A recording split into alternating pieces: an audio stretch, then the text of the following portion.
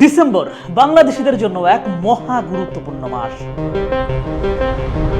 ইতিহাসের আঁকে বাঁকে আমরা নানান সময় নানান দেশ এবং গোষ্ঠীর অধীনে পরাধীন ছিলাম। সেই পরাধীনতার শৃঙ্খল থেকে আমরা পূর্ণ মুক্তি পাই 1971 সালের 16 ডিসেম্বর। যদিও এই পূর্ণ মুক্তির ব্যাপারটা নিয়ে কেউ কেউ এখনো প্রশ্ন উত্থাপন করেন, তারপরেও লম্বা সময়ের এই পরাধীনতার অবসান ঘটে এক রক্তক্ষয়ী সংঘাতের মধ্য দিয়ে, যে সংঘাতে লক্ষ লক্ষ মানুষের জীবন নাশের ঘটনা ঘটে, আঘাতপ্রাপ্ত হয় এই ভূখণ্ডের প্রতিটি প্রান্ত। কিন্তু এত কিছুর বিনিময়ে অর্জিত এই বিজয়কে যখন আমরা আমাদের একান্ত বিজয় হিসেবে উদযাপন করতে যাই, তখন এই দিনটিকে পাশের দেশ ভারত উদযাপন করে তাদের সেনাবাহিনীর বিজয় হিসেবে।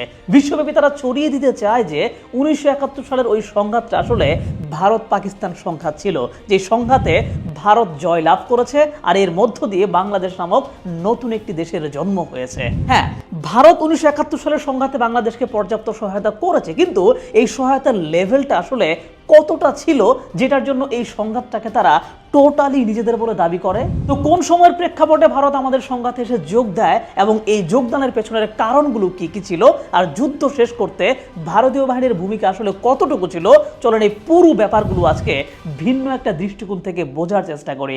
রেফারেন্স হিসেবে আমার নিজস্ব পড়াশোনার পাশাপাশি এমন একজনের বই থেকে তথ্য কোট করব, যিনি 1971 সালের ওই সংকটকালীন সময়ে স্বাধীনতার পক্ষে সক্রিয় ছিলেন। মার্চ মাসেই প্রথম জনসম্মুখে স্বাধীনতার ইশতেহার পাঠ করা স্বাধীন বাংলা ছাত্র সংগ্রাম পরিষদের আহ্বায়ক ছিলেন, যিনি বাংলাদেশের স্বাধীনতা সংগ্রামের সময়কার ছাত্রলীগের নেতা ছিলেন, কিন্তু 1975 সালে শেখ মুজিবের বাকশালের বিপক্ষে অবস্থান নিয়েছিলেন এবং সর্বশেষ শেখ হাসিনার 17 বছরের শাসনের সময় হাসিনাকে সরাসরি ফ্যাসিস্ট বলেছেন তিনি নূরে আলম সিদ্দিকী। কিছুদিনের মধ্যে তার আত্মজীবনী আমার গেছে যে দিন প্রকাশিত হতে যাচ্ছে। তো আজকের ভিডিওতে আমার নিজের পড়াশোনা করে বের করা তথ্যের সাথে সেই বই থেকেও বহু তথ্য এবং ঘটনা শেয়ার করতে যাচ্ছি। তো চলেন মূল আলোচনায় ঢুকি।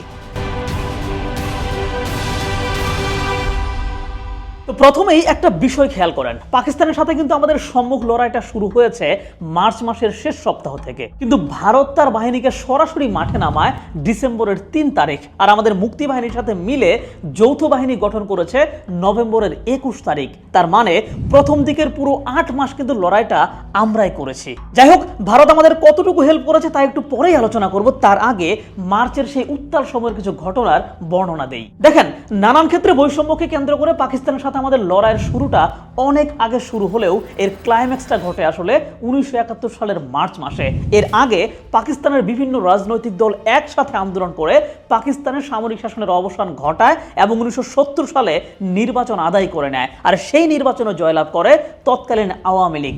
এইটাই ছিল পাকিস্তান প্রতিষ্ঠার 24 বছরে প্রথম কোনো জাতীয় নির্বাচন, আর এই নির্বাচনের ফলাফল মেনে ক্ষমতা হস্তান্তর করতেই বেঁধে যায় নানান ঝামেলা। পশ্চিম পাকিস্তান সরকার ক্ষমতা হস্তান্তর নিয়ে টালবাহানা শুরু করে দেয় নানান ঘটনার মধ্য দিয়ে 3রা মার্চ 1971 সালে ক্ষমতা হস্তান্তরের জন্য অধিবেশন কল করা হয়, কিন্তু 1লা মার্চ হুট করেই সেই অধিবেশন অনির্দিষ্টকালের জন্য স্থগিত ঘোষণা করে দেওয়া হয়। এরপরেই শুরু হয় ঝামেলা। একটা বিশাল পরিমাণ সচেতন জনগণ বুঝে গিয়েছিল যে পাকিস্তান সরকার আসলে ক্ষমতা হস্তান্তর করবে না, তাই বিপ্লবের মাধ্যমেই স্বাধীনতা অর্জনের পথে হাঁটতে হবে। কিন্তু সংগ্রামের মধ্য দিয়ে স্বাধীনতা আনতে হলে তো দেশের সকল মানুষকে এক ছাতার নিচে আনতে হয়, প্রতিটি মানুষকে জানাতে হয় যে আমরা আসলে কি চাই। যেহেতু বারবার নির্বাচিত দলের কাছে ক্ষমতা হস্তান্তরের ইস্যুটাই সামনে আসতেছে, তাই স্বাধীনতার ব্যাপারটা প্রত্যক্ষভাবে তখনও আসতেছিল না। কিন্তু প্রত্যক্ষভাবে স্বাধীনতার কথাটা সামনে না আনতে পারলে তো দেশের আপামর জনগণকে এক করা যাবে না। স্বাধীনতার মতো একটা কঠিন একটা বিষয়কে তো নিজেদের করে নেওয়া সম্ভব হবে না। তাই সেই সময় স্বাধীনতার কথাটাকে জনগণের কানের মধ্যে প্রবেশ করাতে এবং সারা দেশের মানুষকে স্বাধীনতার প্রশ্নে ঐক্যবদ্ধ করতে গঠিত হয় স্বাধীন বাংলা ছাত্র সংগ্রাম পরিষদ। খেয়াল করে দেখেন, এই সংগঠনের নামের মধ্যেই স্বাধীনতার কথাটা কিন্তু বলা আছে। তো এই সংগঠনের শুরুটাও কিন্তু নাটকে। 1লা মার্চ ইয়াহিয়া খানের ঘোষণার পর পল্টনের ময়দানে জমায়েত হচ্ছিল বিক্ষুব্ধ জনতা, আর সেই পল্টনের ময়দানে গঠিত হয়েছিল স্বাধীন বাংলা ছাত্র সংগ্রাম পরিষদ, যার আহ্বায়ক ছিলেন নূরে আলম সিদ্দিকী। তবে আসল ঘটনা ঘটে 3 মার্চ। 2রা মার্চ পূর্ব ঘোষণা দেওয়া হয় যে 3 তারিখ পল্টনের ময়দানে এক বিশাল জনসভা হবে, আর সেই জনসভায় পাকিস্তানি শাসক গোষ্ঠীর রক্তচক্ষু উপেক্ষা করে স্বাধীনতার ইশতেহার প্রকাশ করা হয়। বক্তব্যে, আচরণে, স্লোগানে বাংলাদেশের স্বাধীনতার ব্যাপারটায় আওয়াজ তোলা হয়, যা পত্রপত্রিকার মাধ্যমে দেশে বিদেশে ছড়িয়ে পড়ে। এরকম উত্তাল সময়ে দেশের আপামর মানুষকে স্বাধীনতা সংগ্রামের দিকে নিয়ে আসার জন্য এই 3 মার্চের জনসভাটা খুবই দারুণ ভূমিকা পালন করেছিল, যার ফলে দেশের মানুষ স্বাধিকার আন্দোলন থেকে ধীরে ধীরে স্বাধীনতা আন্দোলনের দিকে একত্রিত হতে শুরু করে। আর সেই ইচ্ছায় আরো মোটিভেশন নিয়ে আসে 7ই মার্চে শেখ মুজিবুর রহমানের সেই ঐতিহাসিক ভাষণ, যেই ভাষণের পূর্বে তৎকালীন ছাত্রলীগ এবং আওয়ামী লীগের অনেকেই চাচ্ছিলেন যে শেখ মুজিব স্বাধীনতার ঘোষণা দিয়ে দিক, যা হবার এখনই শুরু হোক। কিন্তু শেখ মুজিব সেদিন সরাসরি স্বাধীনতার ঘোষণা দেননি, পরোক্ষভাবে দেশের মানুষকে প্রস্তুত থাকতে বলেন। এই যে স্বাধীন বাংলা ছাত্র সংগ্রাম পরিষদ, তাদের কার্যক্রম, শেখ মুজিবের ভাষণ, এইসব দেখে পাকিস্তান সরকার ততক্ষণে কিন্তু বুঝে গেছে যে বাংলাদেশ স্বাধীনতার পথে হাঁটতে শুরু করেছে। আর এরই মধ্যে ঢাকায় সর্বাত্মক হরতাল এবং অবরোধে সবকিছু অচল হয়ে গেছে। পরিস্থিতি এতটাই বাজে হয়ে উঠেছে যে পাকিস্তানের অন্যান্য রাজনৈতিক নেতারাও বলা বলি শুরু করেছে যে পরিস্থিতি সামাল দেওয়ার জন্য শেখ মুজিবের হাতে ক্ষমতা দেওয়া ছাড়া উপায় নাই। কিন্তু সরকার সেই পথে হাঁটছিল না। সংকট সমাধানে ইয়াহিয়া খান ঢাকায় আসেন এবং আলোচনার নামে কালক্ষেপণ করে ঢাকায় অস্ত্র এবং সেনাবাহিনী নিয়ে আসতে থাকে তারা, এবং প্রস্তুত হতে থাকে যে কোনো সময় চূড়ান্ত আঘাত শুরু করার। তবে এর মধ্যেই ইয়াহিয়া খান, শেখ মুজিব এবং জুলফিকার আলী ভুট্টোর মধ্যে আলোচনাও চলতে থাকে। ভৌগোলিকভাবে বিচ্ছিন্ন দুইটা অঞ্চলের একটা অভিন্ন দেশ। এখানে নির্বাচনে এমন ফলাফল হয়েছে যেখানে স্পষ্ট বোঝা যাচ্ছে যে বাংলাদেশ অংশের কেউ পশ্চিম পাকিস্তানের কাউকে চায় না, আর পশ্চিম পাকিস্তানের কেউ বাংলাদেশ অংশের কাউকেও চায় না। এরকম অবস্থায় কি করা যায় তা নিয়ে আলোচনা হচ্ছিল। সেই আলোচনার সমাধান তো আসছিলই না, বরং পরিস্থিতি আরো বেশি ঘোলা হচ্ছিল। আর এই ঘোলা পরিস্থিতিটাকে আরো বেশি উত্তাল করে তুলে স্বাধীন বাংলা ছাত্র সংগ্রাম পরিষদের আরেকটি দুর্দান্ত কার্যক্রম। পাকিস্তানের স্বাধীনতার পর থেকেই প্রতি বছর 23 মার্চকে পাকিস্তান দিবস হিসেবে পালন করা হতো এবং সর্বত্র পাকিস্তানের পতাকা উত্তোলন করা হতো। সামরিক প্যারেডের মাধ্যমে পতাকার প্রতি সম্মান প্রদর্শন করা হতো। আর সেই 23 মার্চ দিনটাকে বাংলাদেশের সর্বত্র স্বাধীন বাংলার পতাকা উত্তোলনের সিদ্ধান্ত নেয় ছাত্র সংগ্রাম পরিষদ। শুধু স্বাধীন বাংলাদেশের পতাকা উত্তোলন না, প্যারেডের মাধ্যমে স্বাধীন বাংলার পতাকাকে সম্মান প্রদর্শনের ব্যাপারটাও রাখা হয়। মানে পুরোপুরি পাকিস্তান সরকারকে বুঝিয়ে দেওয়া যে আমরা যে কোনো মূল্যে স্বাধীনতা চাই। আর 23 তারিখ সেই ঘটনাগুলোই ঘটে। সারা বাংলায় পাকিস্তানের পতাকার পরিবর্তে বাংলাদেশের মানচিত্র খচিত স্বাধীন পতাকা উত্তোলিত হয়। অফিস, শিক্ষা প্রতিষ্ঠান, এমনকি মানুষের বাড়িতে বাড়িতে এদিন লাল সবুজের পতাকা উড়েছে। শুধু ব্যতিক্রম ছিল মুহাম্মদপুরের অবাঙালি অধ্যুষিত এলাকা। তার মানে আলোচনা এবং কার্যক্রমের মাধ্যমে শুধু পাকিস্তান সরকারকে না, দেশের আপামর মানুষকেও মেসেজ দেওয়া হয়ে গেছে যে বাংলাদেশের স্বাধীনতা দরকার, আমাদের সংগ্রাম মূলত স্বাধীনতার জন্য। তো এমন অবস্থা থেকে পাকিস্তান সরকার ভাবলো যে গণহারে মানুষের জীবন নাশ করতে শুরু করলে হয়তো মানুষ ভয় পেয়ে এই সংগ্রাম থেকে সরে আসবে। আর এই কারণে 25 মার্চ রাত থেকেই পাকিস্তান সেনাবাহিনী ঢাকার বুকে তাণ্ডব শুরু করে। শুরুর কয়েকদিন আসলে বোঝা যাচ্ছিল না যে কি হবে। পাক বাহিনীর হামলার ভয়ে কি সবাই চুপসে যাবে? ওই সময়ের ছাত্র নেতারাও এইটা নিয়ে চিন্তা করছিলেন যে মানুষের কাছে তো স্বাধীনতার বার্তা পৌঁছে দেওয়া হয়েছে, এখন কি সেই বার্তা আসলেই কাজে লাগবে, নাকি সামরিক বাহিনীর বন্দুকের সামনে গিয়ে বাঙালি মনের জোর নিয়ে দাঁড়াতেই পারবে না? কিন্তু সময় যতই যাচ্ছিল মানুষ ধীরে ধীরে সংঘবদ্ধ হচ্ছিল। আর এই সংঘবদ্ধতার পেছনে গুরুত্বপূর্ণ ভূমিকা পালন করেছে পাকিস্তান সেনাবাহিনীর বিদ্রোহী বাঙালি সেনারা। মেজর জিয়াউর রহমান যখন স্বাধীনতার ঘোষণা প্রদান করলেন তখন মানুষ ভাবলো, ইয়েস, আমরা একা না এবং আমরা একদম নিরস্ত্রও না, আমাদের সাথে সামরিক বাহিনীর অস্ত্রধারী কিছু মানুষও আছে। এবং এইটা যে আসলেই স্বাধীনতার সংগ্রাম সেইটা আরো স্পষ্ট হয়ে উঠল। সেই সুযোগে এই স্বাধীনতার যুদ্ধটাকে গুছিয়ে এবং সুন্দর উপায়ে পরিচালনার উদ্যোগ নিলেন তাজউদ্দিন আহমেদ। চিন্তা চেতনা এবং রাজনৈতিক বুদ্ধিতে তাজউদ্দিন আহমেদ ছিলেন অসাধারণ একজন মানুষ। তিনি বুঝতে পারেন যে বিচ্ছিন্নভাবে আমাদের প্রতিরোধ আসলে খুব একটা কাজে লাগবে না এবং এইটাকে সহজেই পাকিস্তান সরকার বিচ্ছিন্নতাবাদী বলে বিশ্বে প্রতিষ্ঠিত করে ফেলবে। তাই যেহেতু 1970 সালের নির্বাচনে আমরা জনগণের ভোটে নির্বাচিত হয়েছি, তাই সেই নির্বাচিত মানুষজনকে নিয়ে একটা সরকার গঠন করতে হবে, কারণ সরকার গঠনের সেই অধিকার তখন বাংলাদেশের মানুষের ছিল। এবং এপ্রিলের শুরুর দিকে তাজউদ্দিন আহমেদ একটা সরকার গঠনের কাজ শুরু করেন। তবে এখানে আরেকটা জিনিস বলে রাখা ভালো, এই সরকার গঠনের উদ্যোগ নেওয়ার পূর্বেই কিন্তু তাজউদ্দিন আহমেদ ভারতের ওই সময়ের প্রধানমন্ত্রী ইন্দিরা গান্ধীর সাথে সাক্ষাৎ করেন এবং ইন্দিরা গান্ধী নতুন সরকার গঠনের প্রতি সম্মতি প্রদান করেন। পাশের একটা বৃহৎ রাষ্ট্র নতুন গঠিত সরকারের উপর সমর্থন দিচ্ছে, এইটা তাজউদ্দিনের কাছে একটা বিশাল শক্তি হিসেবে ধরা দেয়। এরপর সরকার গঠনের কাজ শুরু হয়। এতে করে দুইটা জিনিস ঘটে।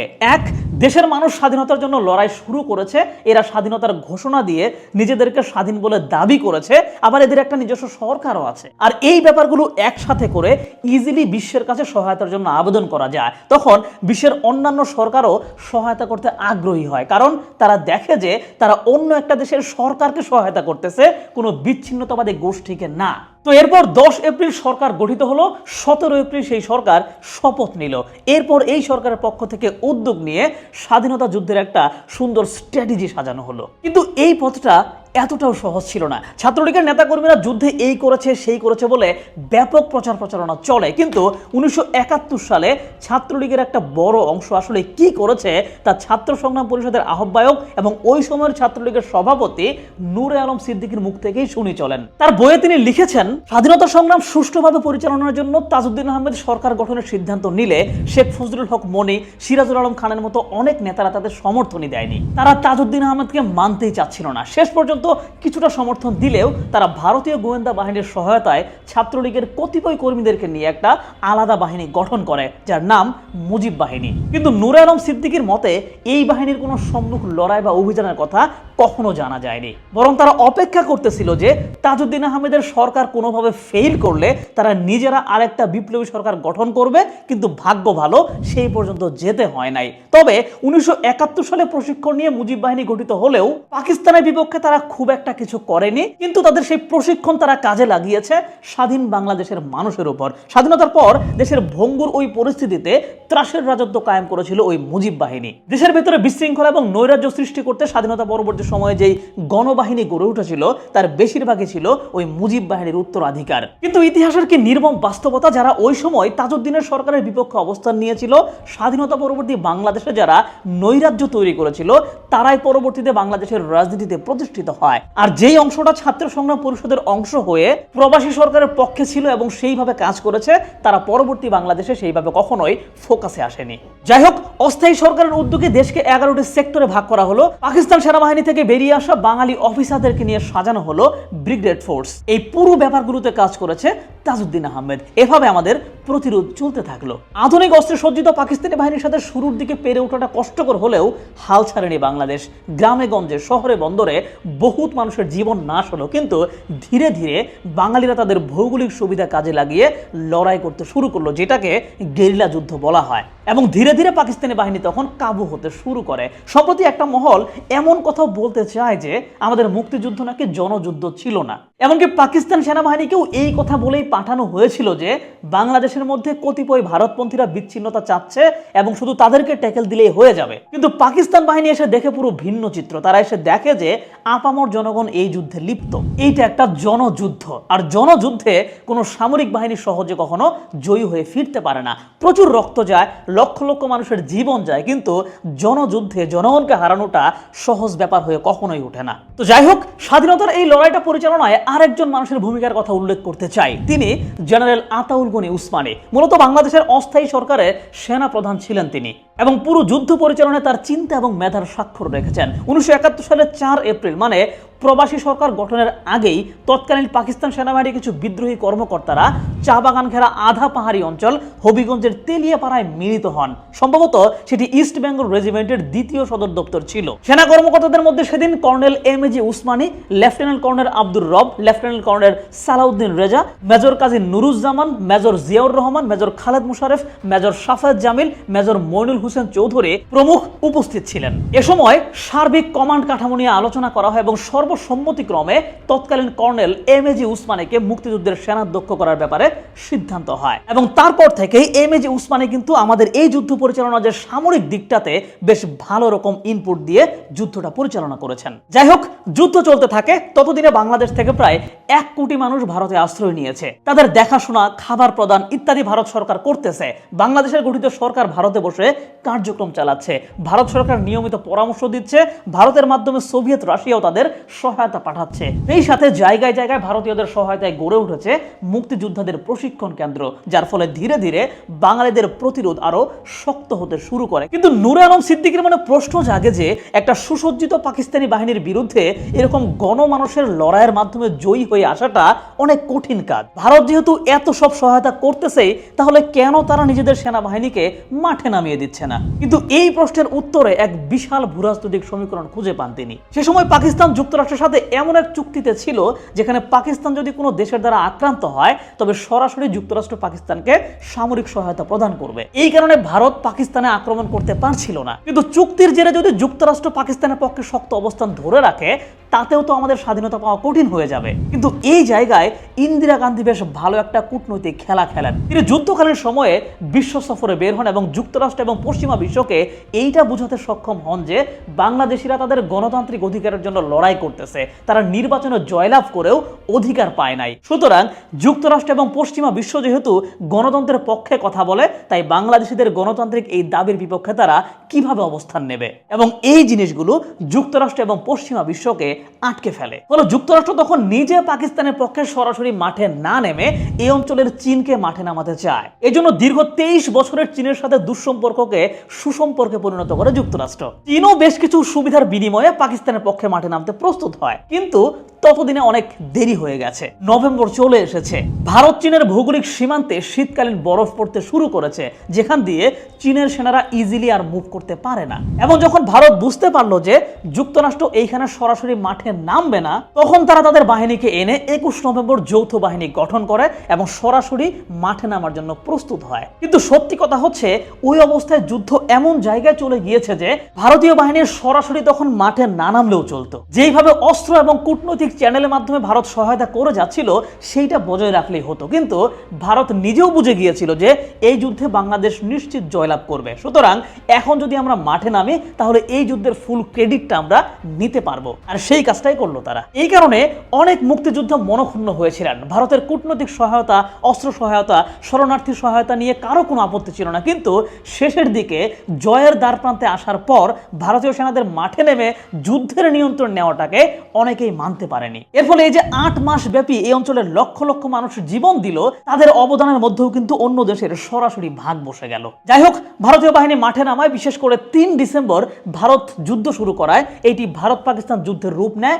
এর মধ্যে 6 ডিসেম্বর ভারত বাংলাদেশকে স্বাধীন দেশ হিসেবে স্বীকৃতিও দেয়। ভারতীয় বাহিনী এবং বাংলাদেশি বাহিনীর সম্মিলিত আক্রমণে পাকিস্তান বাহিনী দিশেহারা হয়ে যায়।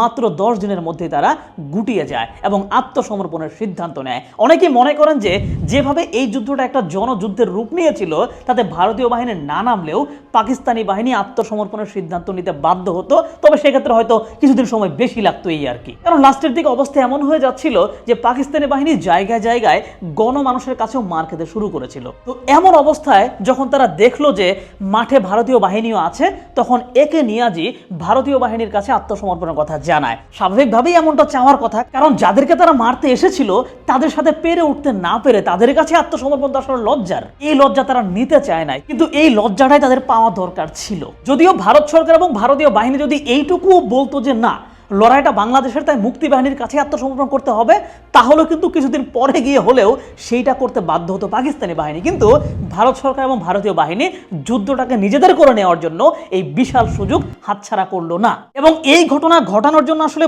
ভারতই পেছনে পেছনে চেষ্টা করেছে কিনা, এটা নিয়েও কিন্তু অনেকে প্রশ্ন তুলেন। আর এর ফলে মারাত্মকভাবে কষ্ট পেয়ে যায় আমাদের জেনারেল উসমানী। মুক্তিবাহিনীর প্রধান হিসেবে তিনি প্রস্তুতি নিয়ে রেখেছিলেন যে কিভাবে আত্মসমর্পণ অনুষ্ঠানে যোগ দেবেন, কিভাবে কি করবেন। কিন্তু যখন দেখলেন যে ভারতীয়দের কাছে আত্মসমর্পণ করবে পাকিস্তানি বাহিনী, তাই পাশে দাঁড়িয়ে দাঁড়িয়ে এই অপমান সহ্য করার জন্য তিনি আর 16 ডিসেম্বর আত্মসমর্পণ অনুষ্ঠানে গেলেন না। মুক্তিবাহিনীর পক্ষ থেকে পাঠানো হলো AK খন্দকারকে। যাই হোক, এর মাধ্যমে বাংলাদেশ বিজয় পেল। কিন্তু লাস্টের দিকে ভারতের করা এই আচরণ লম্বা সময়ব্যাপী ভারতের করা সহায়তার উপরেও কিছু প্রশ্ন তৈরি করে দেয়। শেষ দিকে যেভাবে ভারত যুদ্ধের ক্রেডিটটা নিজেদের করে নিল, এতে করে প্রশ্ন উঠলো যে ভারত কি আসলেই পুরো যুদ্ধে নিঃস্বার্থভাবে সহায়তা করেছে, নাকি 1947 সালের একটা প্রতিশোধ তারা নিয়েছে। আবার কেউ কেউ ভাবতে লাগলেন যে পাকিস্তান বাহিনী যেহেতু ভারতীয় বাহিনীর নিকট আত্মসমর্পণ করেছে এবং ভারতীয় সেনারা তখনও বাংলাদেশে অবস্থান করতেছে, সুতরাং এই দেশ পাকিস্তান থেকে বেরিয়ে ভারতের অংশ হয়ে গেল কিনা।